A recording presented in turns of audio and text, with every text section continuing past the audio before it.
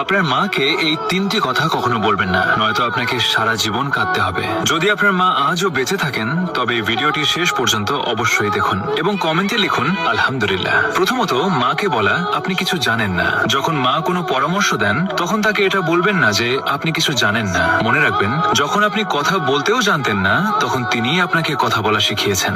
দুনিয়ার সবচেয়ে বড় অভিজ্ঞতা যদি কারো কাছে থাকে তবে তা আপনার মায়ের কাছে আছে।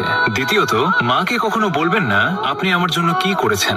যদি কখনো আপনার মনে হয় যে মা আপনার জন্য কিছুই করেননি, তবে সেই রাতগুলোকে মনে করুন যখন আপনি অসুস্থ ছিলেন আর মা সারা রাত জেগে আপনার সেবা করেছেন। আপনার এক ফোঁটা চোখের জলে যদি কেউ সারা রাত না ঘুমিয়ে থাকে তবে তিনি কেবল মাই হন। তৃতীয়ত, আমাকে একা ছেড়ে দিন।